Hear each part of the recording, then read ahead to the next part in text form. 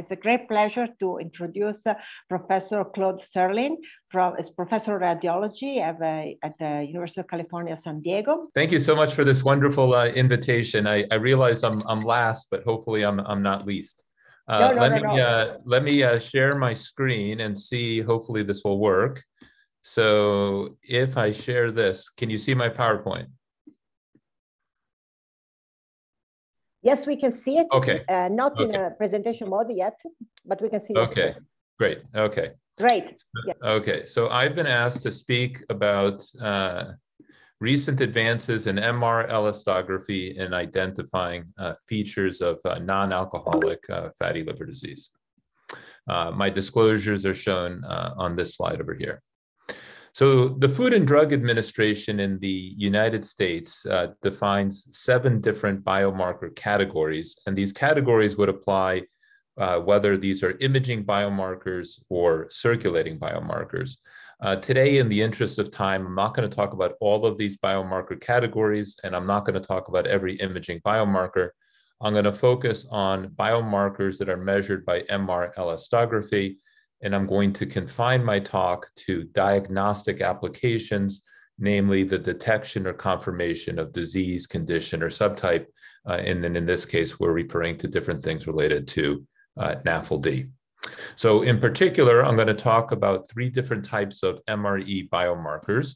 I'm going to talk about stiffness as measured by conventional 2-dimensional MRE, and just review the latest literature on its ability to detect fibrosis. As I will show, MRE is good at detecting fibrosis, but does not necessarily provide high positive predictive value for stage 2 or greater fibrosis. And so there are now efforts to combine 2D MRE with other biomarkers, whether MRI or circulating, to see if MRE can rule in significant fibrosis with high enough PPV, that's the goal, with high enough positive predictive value to make biopsy unnecessary. And as I will show you, 2D MRE by itself is not yet good enough to assess NASH. And so then the question is, does the latest technology, so-called 3-dimensional vector MRE, does this have the ability to detect inflammation and assess NASH? So let's start with 2D MRE stiffness to detect fibrosis. I think most of you are familiar with the concept that the fibrotic liver is stiffer. And so if we can measure the stiffness of the liver non-invasively by something like MR elastography, we can infer and stage the degree of fibrosis.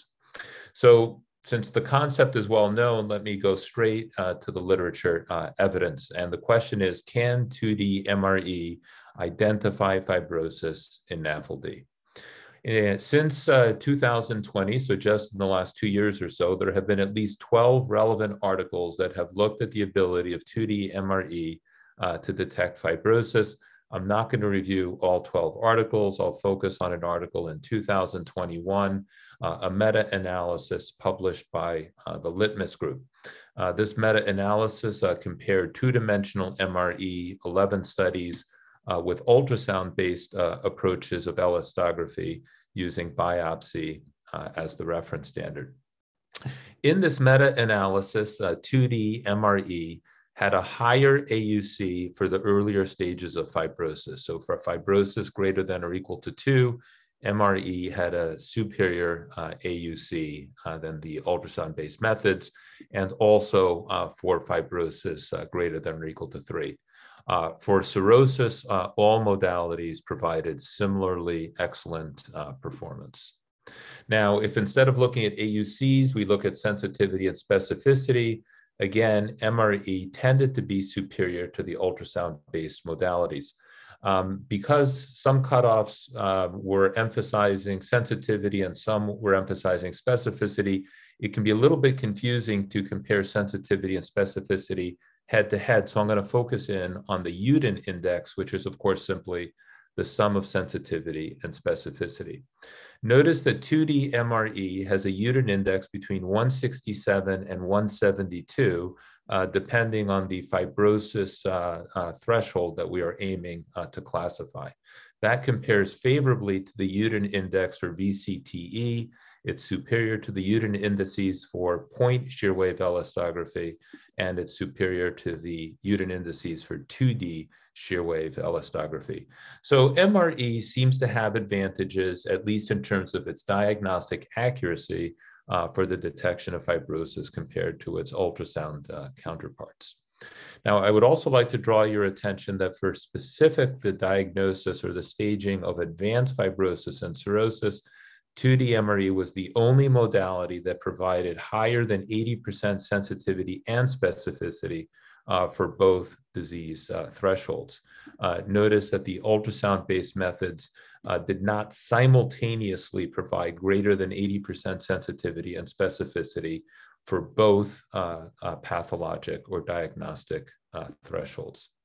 However, although MRE has advantages, I now want to draw your attention to the performance of 2D MRE for the detection of significant fibrosis or fibrosis greater than or equal to 2. The specificity is pretty good at 89%, but the sensitivity is on the more modest side at 78%.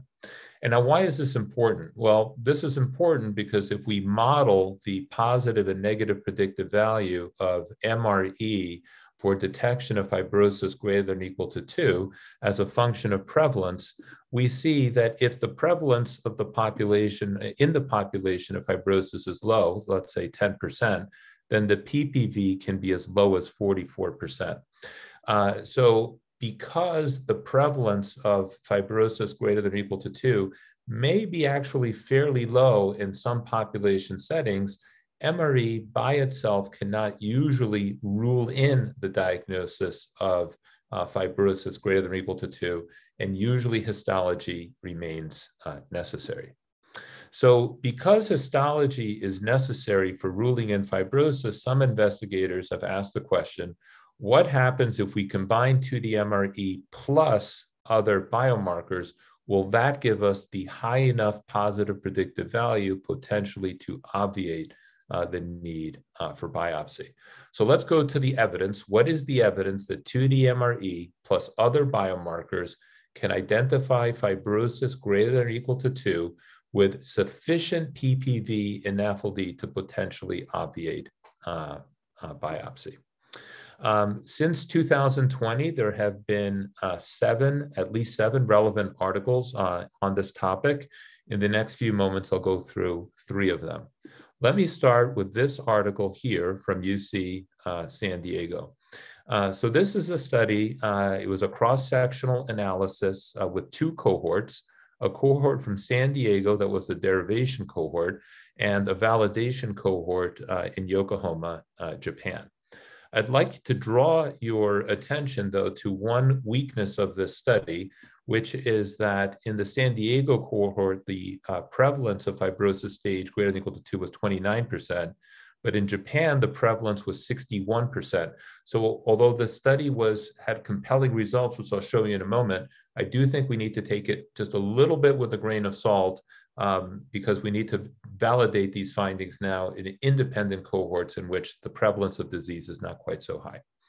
At any rate, what these investigators did is they looked at the accuracy for fibrosis greater than or equal to 2 of MRE, of FIB4, and the combination of MRE and FIB4, which they called MeFib, and biopsy was the reference. So how does MeFib do? This slide summarizes the performance of FIB4, MRE, and MeFib. I'd like to point out that MRE has higher AUC than FIB4 for the diagnosis of fibrosis greater than or equal to 2, both in the USA training cohort and in the Japanese validation cohort. When we look at actual diagnostic performance, at least in the United States, MRE has higher PPV than FIB4, although in Japan, both modalities have the same PPV. Notice that the MeFib, though, however, improves the PPV into the 90%. So this study suggests the possibility that MRE plus FIB4 can combine to provide a positive predictive value greater than 90%. Again, the caveat is that at least in Japan, the population was skewed towards very high prevalence of fibrosis. Well, is MRE and FIB4 the only option? And no, the answer to that is no. This is a study from Nuruddin's group, also 2 cohorts, one from California, but Los Angeles, not San Diego, and one from Texas. Notice that in these 2 cohorts, now the prevalence of fibrosis greater than or equal to 2 is considerably smaller than in the prior paper. And so we do need to keep this in mind as we evaluate the results of this study. Now, this was a retrospective analysis in which the investigators compared 4 different methods, MRE plus MRI-PDFF plus AST, which they called MAST, FibroScan plus AST, known as FAST, FIB4, and the NAFLD fibrosis score and biopsy was the reference. So this slide summarizes the performance of the various methods, NAFLD fibrosis score, FIB4, FAST, and MAST, and I'd like to draw your attention to a few things. First, I'd like to point out that as far as AUC is concerned, in the validation cohort, MAST did have the highest AUC, and therefore that suggests that this approach is promising.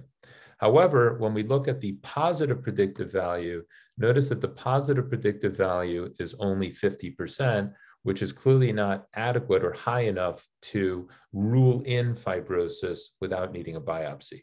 Again, we need to understand that in this study, the underlying prevalence of fibrosis was quite low, which largely explains why the PPV is also low. Now, more recently, so now we have 2 potential competing methods, MeFib and MAST, and so then the question is, which is better? So this is a recently completed study that was submitted for publication, not yet published in JHEP. This again from San Diego, 2 cohorts, one from San Diego, one from Yokohama, Japan, high prevalence of fibrosis greater than or equal to 2, and a head-to-head comparison of MeFib, MAST, and FAST using biopsy as the reference.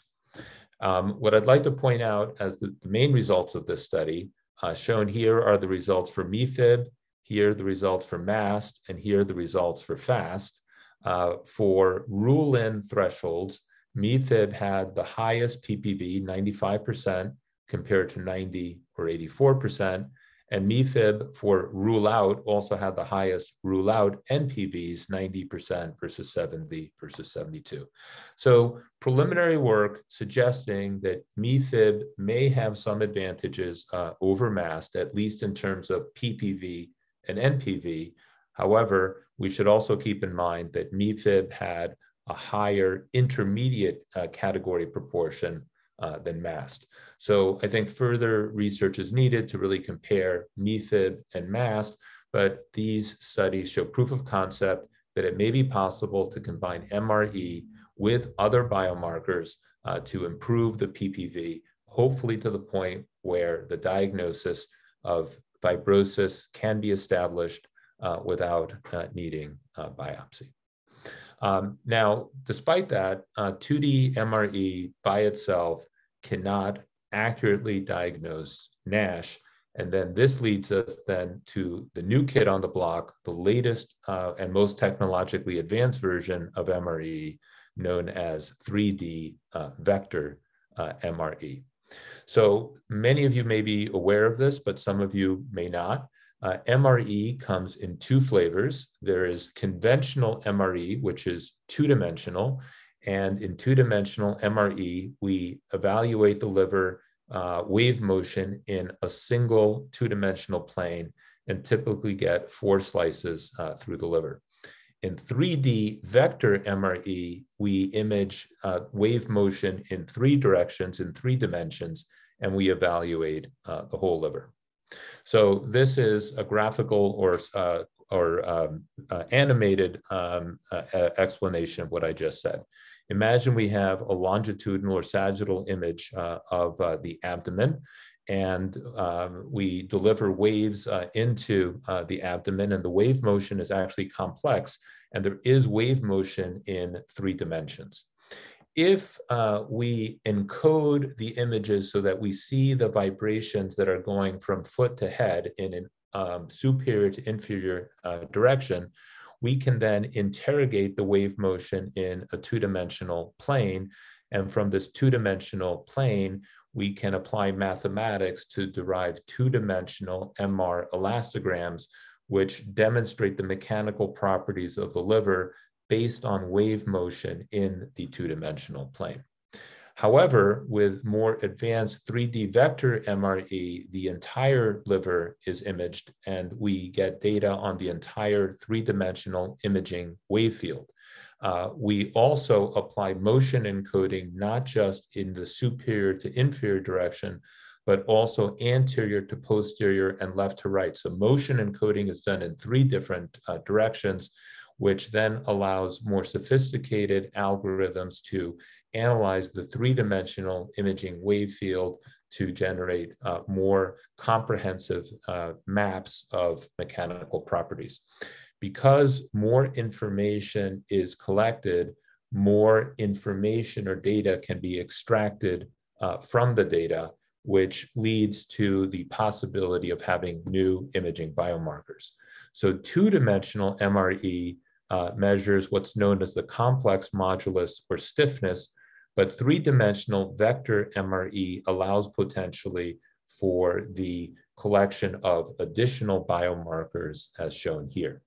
In the interest of time, I'll focus on the storage modulus, which we can think of as elastic energy, and the loss modulus, which we can think of as viscous stiffness. So stiffness has two components, an elastic component and a viscous component, and 3D MRE allows us to decompose this. So the complex modulus is a vector which is comprised of a real part, which is called the storage modulus, and an imaginary part called the loss modulus. And of course, the magnitude of this vector is simply derived from the Pythagorean theorem. So the absolute value of the magnitude of the complex modulus is equal to shear stiffness. So far, what I've said is well established. Now I'm going to shift gears from what is well established to providing an emerging model. So the emerging conceptual model, which at this point remains speculative and not yet proven, is that when inflammation develops, the storage modulus, the storage contribution or the elastic contribution to stiffness stays the same, but the viscous contribution, the loss modulus, increases as shown here. So initially with inflammation, the loss modulus increases, the storage modulus does not change. As fibrosis then develops, the storage modulus increases and the loss modulus decreases. And then as portal hypertension develops, we see now again an increase in the loss modulus. So the emerging conceptual model that we have looks like this. The liver goes from normal with low storage and low loss. As inflammation develops, the loss modulus goes up. As fibrosis develops, the storage modulus goes up and the loss modulus goes down. And as portal hypertension develops, both go up. So this is a speculative model. What is the basis of this speculative model? Well, the basis of the speculative model comes from our understanding of inflammation in the liver. As you know, the healthy liver interstitium has a proteoglycan gel, some collagen fibers, and also has these little clefts of fluid known as rivulets. Now, these free fluid rivulets are not well seen histologically because the histologic staining process will usually dehydrate the sample, and the rivulets are not well seen histologically. And this is something that we'll need to keep in mind in a moment. Now, the healthy liver is soft and has a low storage modulus and a low loss modulus as indicated schematically on this slide. The very first stages of inflammation are characterized by vascular permeability with accumulation of fluid in the interstitial space and enlargement of the rivulets I mentioned earlier. This causes the liver, at least conceptually, to be somewhat spongy, and this is why we believe that the loss modulus may increase, the loss modulus again being the spongy or viscous component to stiffness. Now, later, lymphocytes will infiltrate into the interstitium, and this is what the pathologist will see in inflammation as the infiltration of the lymphocytes, but this is a later phase of inflammation. Importantly, the pathologist will not be able to see the rivulets of fluid because they tend to be dehydrated during the fixation process. Now, as fibrosis increases within the interstitial matrix, the amount of fluid can decrease. The water rivulets actually get smaller, they get compressed, and the loss modulus tends to decrease even as the storage modulus increases. Finally, as portal hypertension develops, fluid gets driven from the sinusoid into the interstitium, and again, we get a spongy or viscous component of stiffness, and the loss modulus increases. Okay, so that is the emerging conceptual model, but the question is that actually supported by human data? And this is still very early on in the development of these biomarkers, and there have been 3 relevant articles since 2020. Let's start with the most recent article. This one is actually not in NAFLD, this is in viral hepatitis. But what these investigators looked at is they compared the storage modulus and the loss modulus in patients who have mild versus moderate inflammation at each stage of fibrosis. And what I'd like to point out is that the loss modulus tends to be higher in mild to moderate inflammation than in none to minimal inflammation, regardless of the fibrosis stage, whereas the storage modulus tends to be more similar.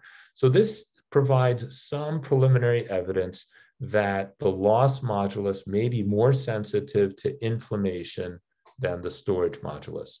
That being said, I would like to emphasize, and some of you may have noticed, that I'm cheating a little bit by putting this scale for the loss modulus on the same scale as the storage modulus. If I actually put them on the same scale, you can see that the differences in the loss modulus are actually quite small. So the results are promising, but not yet confirmatory.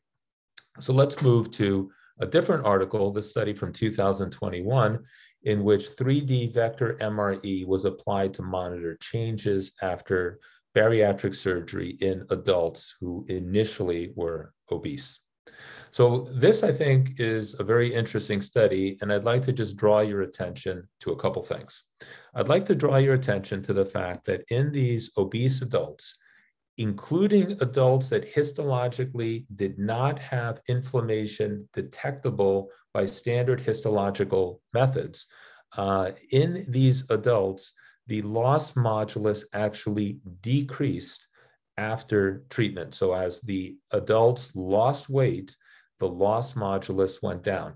This is quite interesting because many of these adults did not have inflammation histologically at the time of surgery, and we can speculate that that might be because they had very early inflammation prior to the infiltration of lymphocytes, at which the main abnormalities were vascular permeability and enlargement of the rivulets of free fluid in the interstitium, which are things that are not easily seen histologically.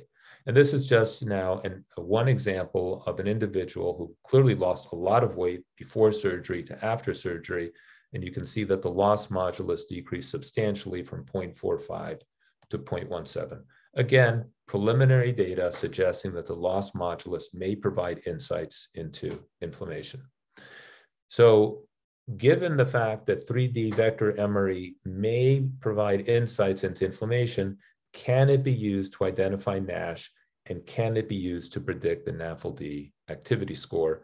And we come to the paper from 2020. So these authors developed a 3-parameter model to classify NASH. The 3 parameters that were chosen were a 3D MRE stiffness value, something called the damping ratio, which I don't have time to explain, but I'll just say for now that it's very closely linked to the loss modulus and to the fat fraction. And this 3-parameter model was able to classify NASH with a raw AUC of 0.85, which is quite good. However, I should point out that the cross-validated AUC was more modest, 0.73, and the PPV and NPV were in the mid 0.7s. So this is promising, but not yet ready to replace liver biopsy. Now, a different model, the authors also developed a different model using the same 3 parameters to predict the NAFLD activity score. And I think this is pretty exciting. Again, the 3 parameters are 3D stiffness, a parameter very closely related to the loss modulus, and the fat fraction. And this model makes sense intuitively because if you look at this particular patient, you'll see that the fat fraction is very, very high, but the stiffness is low. So the patient has a soft liver with relatively low viscous stiffness, but very high PDFF. And so the model predicted that this patient would, in fact, have NASH with a probability of 90%, but predicted that the NA score would be relatively low, in this case, 4. And in this particular case, histology verified the presence of NASH and also verified that the NAFLD activity score was 4. Okay, so let me summarize what I've talked about for the last little bit. 2D MRE stiffness can identify fibrosis stages 2, 3, and cirrhosis. However, the PPV for fibrosis greater than or equal to 2 is modest, and biopsy is still needed to rule in disease. Because of that, investigators are looking at whether 2D MRE can be combined with other biomarkers to provide high enough PPV to obviate biopsy. And although the data is still somewhat emerging and preliminary, emerging data suggests that the combination of MRE and FIB4, so-called MeFib, can rule in fibrosis with very high PPV. However, studies are needed in cohorts with lower prevalence of disease to really establish the validity of this method. And finally, emerging evidence suggests that 3D vector MRE biomarkers may provide some insight into the early phases of inflammation and may be able to identify NASH even prior to the development of fibrosis, but validation studies are needed. And with that, I'd like to thank you very much for your attention. It was a real pleasure to be here, and I'm welcome. All questions are welcome. Claude, these are very interesting. I mean, and especially the news about inflammation, because we already have heard before about you know, the possibility to use magnetic resonance imaging and elastography for the liver, for that amount of fat, and of course of fibrosis. But this news about the modulus, that if understood well, is a marker of presence of inflammation, and also together with the other 3 can be used in the future for as a score of NASH, given the data that you have shown us. So one of my questions is,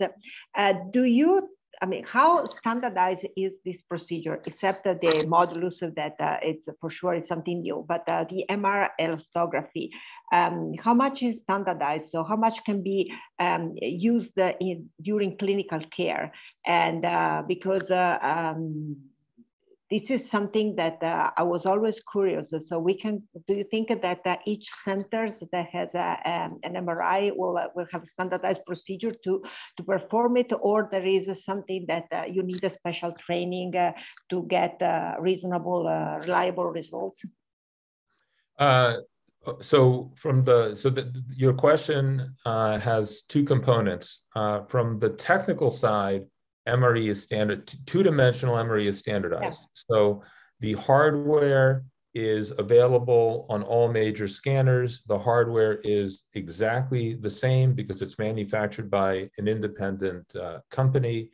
The software that that generates the elastograms from the underlying sequence has also been standardized because it was also developed by the same group from Mayo Clinic. So from the technical side, MRE, I think I can confidently say, is standardized. On the analysis side and on the acquisition side, yes, some training is necessary. You can't just ask an MR technologist who's never performed MRE to perform MRE. They do need to have training, a couple of hours of training, so that they know how to put the so-called driver on the abdomen, how to verify that the waves propagated. And so there are some teaching of the actual technologist. In addition, you need to train either the technologist or the radiologist in how to analyze the data, because it's not that trivial. However, automated methods of analysis are being developed and will be available commercially, I believe, within about a year. So within about a year, the analysis potentially will also be standardized. It will be a cloud-based system that will provide automated analysis. I hope I answered your question. Yeah, that is really great news, because I think that was the limitation of the use of MR elastography, just due to the fact that, I mean, except for the centers that are highly qualified to make it more available. And for this, there is also a question from Jerry Cocan in the Q&A. Do the 3D MRE parameters change in fasting to postprandial condition, and could the difference be diagnostic? That's a great question. I don't know the answer to. I don't know the answer to that. The two-dimensional MRE measurements do change from fed to fasting, or from fasting to fed. In normals, the stiffness will go up a little bit from fasting to fed. In patients with more advanced liver disease, the stiffness will increase more substantially.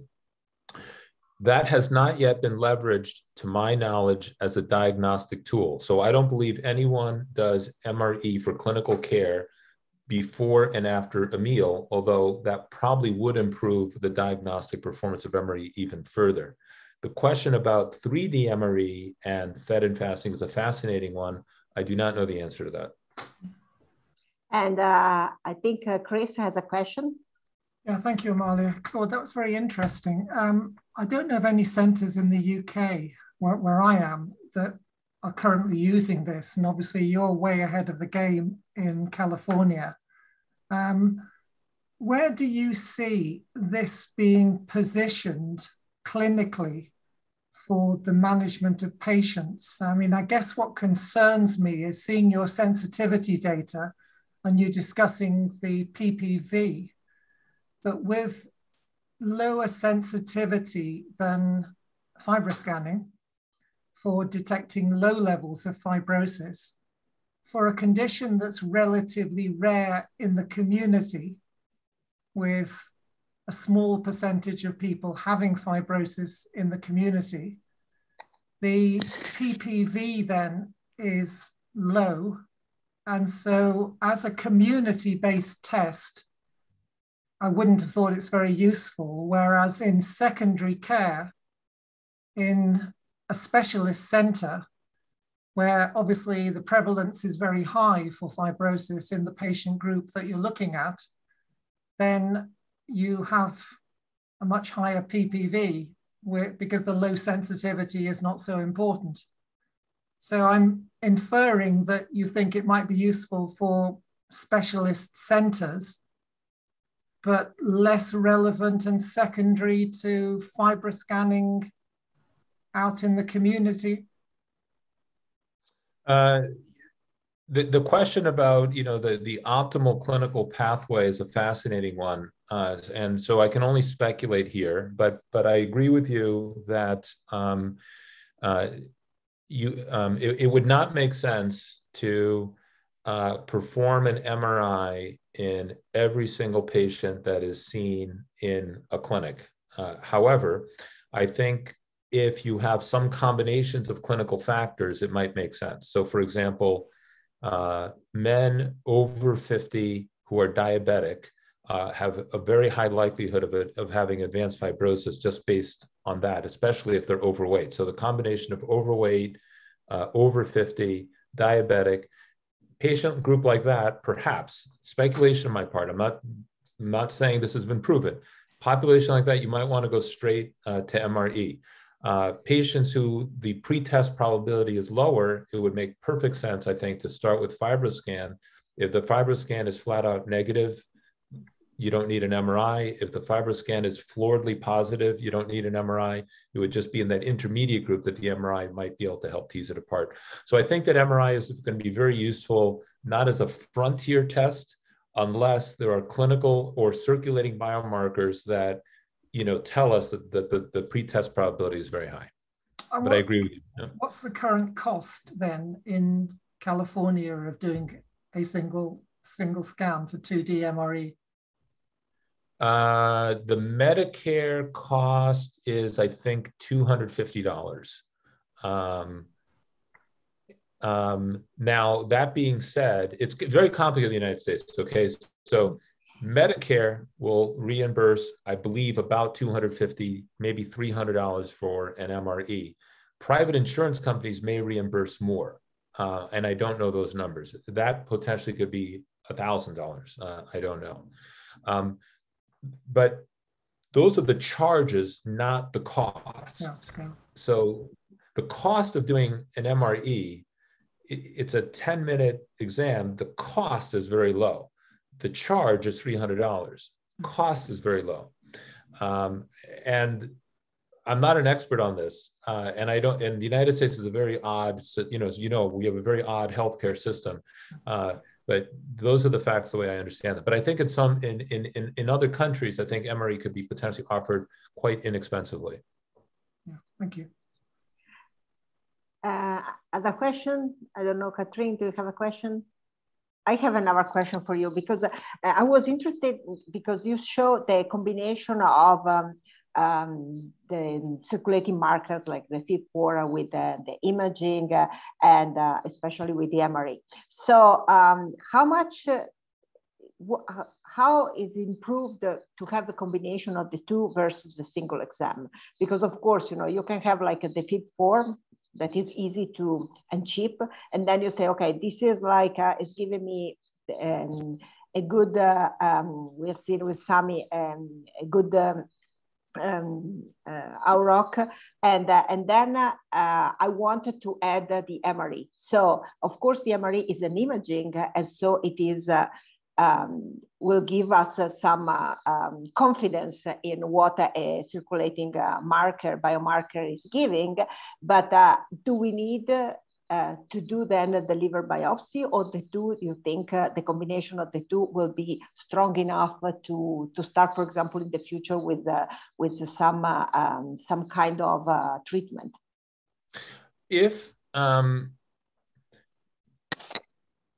I should point out that the MeFib concept is sort of like you were saying. It's not that you do the FIB4 and the MRE simultaneously. The concept is you would do a FIB4 first. If the FIB4 is negative, you're done. If the FIB4 is positive, you would then move on to MRE. If the MRE is positive, the goal would be then not to need a biopsy. But I think we need to validate in prospectively designed cohort studies that the positive predictive value really is over 90%. And for a hepatologist and a patient, is a positive predictive value of 90% or 95% high enough to say, you have the disease, you do not need a biopsy to prove it?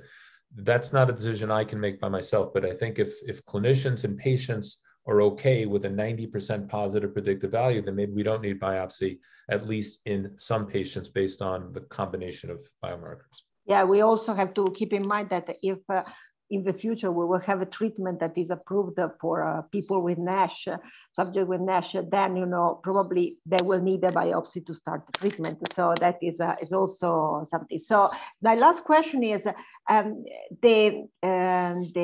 you look at the loss of modules, is this it's just a way to look at the images you acquired, or you need an extra exam? So instead of 10 minutes, you go a little longer because. Oh, no. Sorry, the exam is the same length. Yeah. The technique is a little different. So it's a 3-dimensional technique, and that's 3 breath holds. So that takes 3 times 15 seconds, 3 times 20 seconds, takes 2 minutes.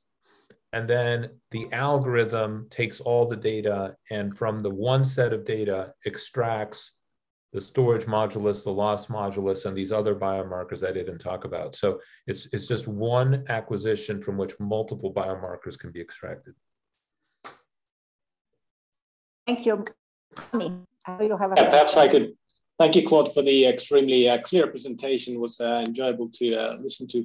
So I was wondering, how do these new 3D MRE biomarkers, for example, the loss modulus, compare to some of the MR imaging biomarkers of NASH? I'm not too familiar with this field, but for example, the CT1 I've read about sometime.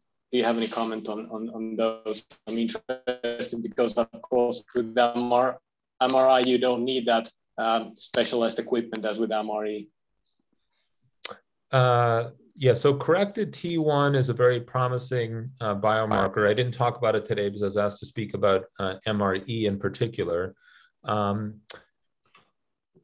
T1 is what's known as an MR relaxation parameter, which conceptually is related to the amount of free water or fluid in tissue. The more free fluid in tissue, the more edema, if you will, the higher the T1 becomes. T1 can be affected by not just fluid, it can also be affected by other things, including the presence of iron. So corrected T1, CT1, basically tries to remove the confounding effects of iron and report the T1 that you would expect if there was no iron in the liver. And that's what corrected T1 is. However, okay, so let me pause here for a second. So corrected T1 has been shown to relate to inflammation. It has been shown to relate to fibrosis.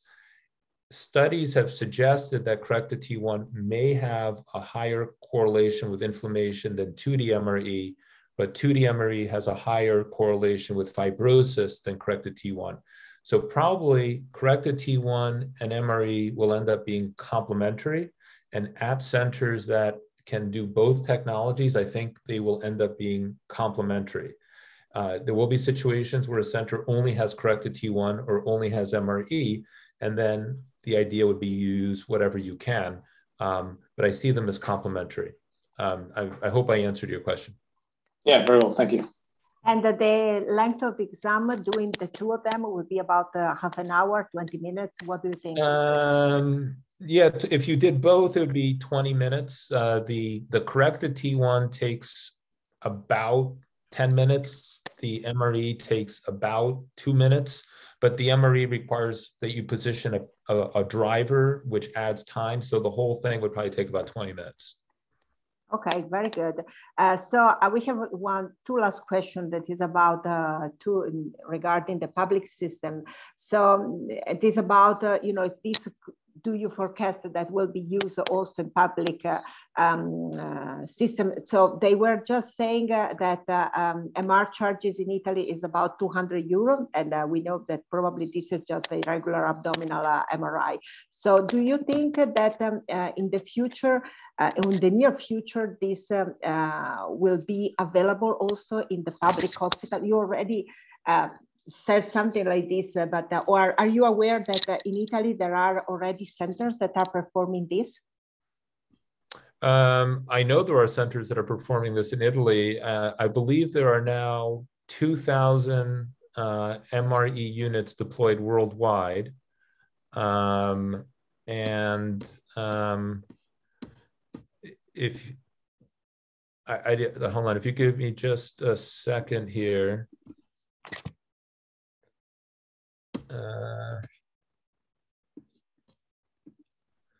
Am I still sharing my screen or not? Not yet. No, you stopped the screen. Yes. Can you see my screen yes. now? Yes. Okay, so I didn't show this slide, but let me see if I can. So there are about 2,000 MRE units deployed, well, 2,000 hospitals worldwide or 2,000 imaging centers worldwide have MRE. You can see that the majority are in the United States, but there are several, as you can see here, in Europe. Now, in terms of Italy, I don't have the exact numbers, but I know there are some MRE units deployed in Italy. Great. So this is promising that we will have it soon also for Europe.